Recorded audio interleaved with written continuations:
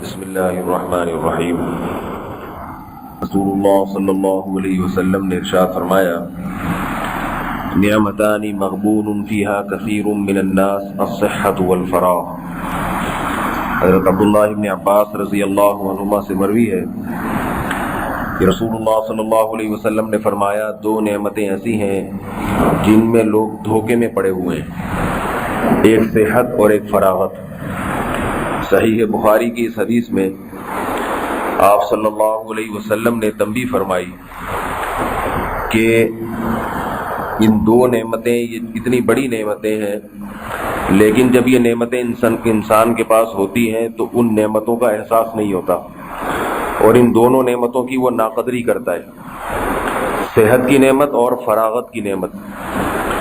کیا مطلب کہ وقت کو ضائع کرتا ہے اور صحت اور فراغت کے اوقات کو مفید کاموں میں استعمال نہیں کرتا۔ تھوڑے دنوں میں کچھ وقت کے بعد صحت کی نعمت بھی چلی جاتی ہے اور فراغت کی نعمت بھی ختم ہو جاتی ہے۔ صحت کی نعمت تو بہرحال ختم ہوتی ہے، انسان جیسے جیسے بوڑھا ہوتا ہے اس سے اللہ تعالیٰ صحت چھیننا شروع کر دیتے ہیں، مختلف بیماریاں حملہ کرتی ہیں۔ پھر وہ چاہتا ہے کہ کاش میں یہ کر لیتا، کاش میں یہ کر لیتا، کاش میں یوں کر لیتا، مگر اب وہ کچھ بھی نہیں کر سکتا۔ جب صحت تھی اس نے اس وقت کو برباد کر دیا۔ اسی طرح دوسری نعمت ہے فراغت۔ ہر انسان کی زندگی میں ایسے ایام آتے ہیں جن میں وہ فارغ ہوتا ہے بہت سارے کاموں اور بہت ساری ذمہ داریوں سے۔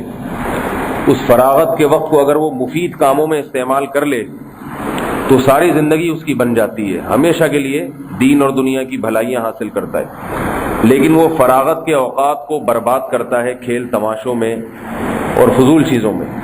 جیسے آج نوجوان جو ہیں، آپ نے دیکھا ہوگا، ساری رات جو ہے وہ بیٹھے رہتے ہیں، ڈبو کھیل رہے ہیں، اسنوکر کھیل رہے ہیں، پوری رات جوا کھیلتے رہتے ہیں بیٹھ کے۔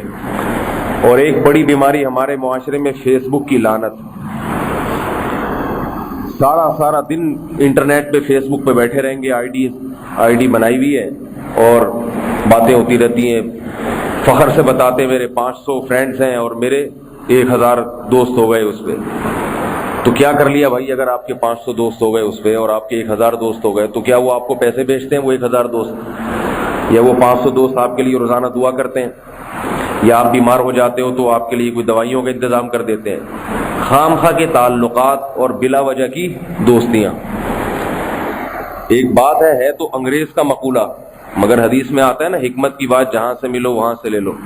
تو ایک انگریز نے بات کہی ہے، مگر ہاں وہ کافر، مگر بات بالکل درست کی۔ اس نے کہا کہ جب میرے پاس پیسہ تھا تو دوست تھے، اور جب میں نے دوستوں پہ پیسہ خرچ کیا تو دو نقصان ہوئے۔ نمبر 1، پیسہ بھی ختم ہو گیا اور دوست بھی ختم ہو گئے۔ یہاں خرچ کرنے کا مطلب انگریز کا تو کچھ مطلب ہوگا، لیکن ہم جو صحیح مطلب اس کا عیاشی میں خرچ کرنا بلا وجہ، بس جیسے دوستوں پہ ہوتا ہے نا کہ بلا وجہ خام خامے، اپنی اتنی اوقات ہے نہیں مگر اوقات سے زیادہ عیاشی میں اڑا رہا ہے پیسہ ان کے اوپر۔ تو فیس بک پہ بیٹھے رہتے ہیں، ساری رات بیٹھے رہتے ہیں، سارا دن بیٹھے رہتے ہیں، دوستیاں لگا کے رکھتے ہیں۔ اگر کوئی مفید استعمال کرتا ہے وہ تو جائز بھی ہے، اس میں ثواب بھی ہے، لیکن آج کل مفید استعمال کم ہے، وقت کی بربادی زیادہ ہے۔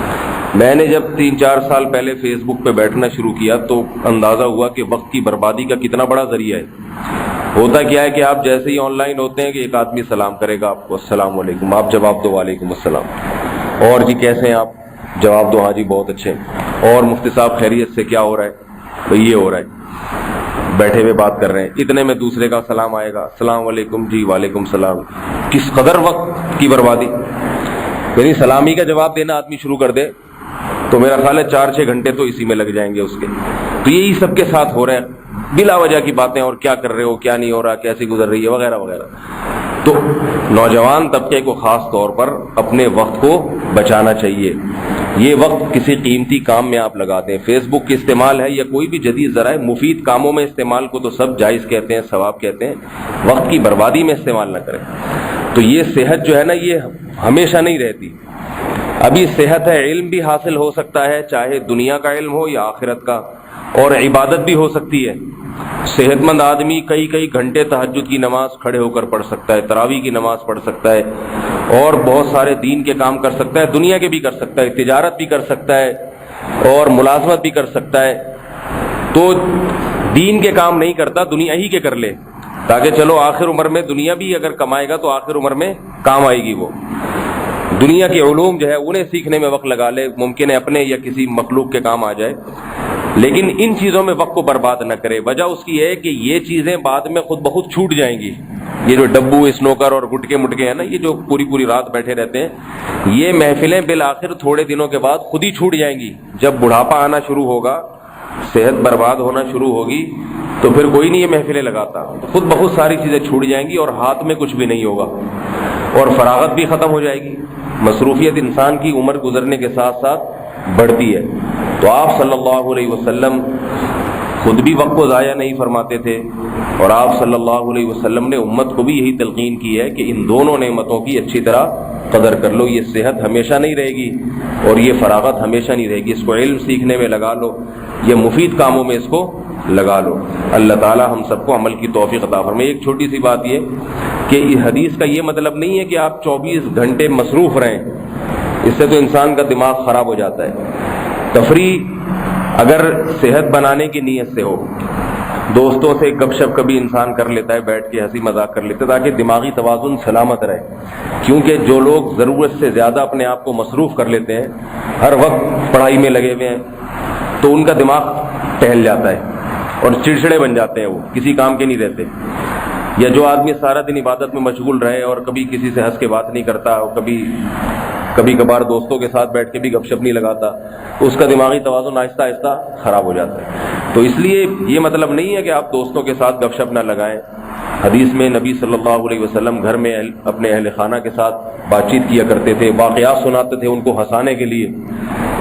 اپنی زوجات کو آپ صلی اللہ علیہ وسلم واقعات سنایا کرتے تھے، ہنستے تھے ان کے ساتھ. تو اسی طرح دوستوں کی محفل میں گھر والوں کے ساتھ انسان کو خوش مزاج ہونا چاہیے.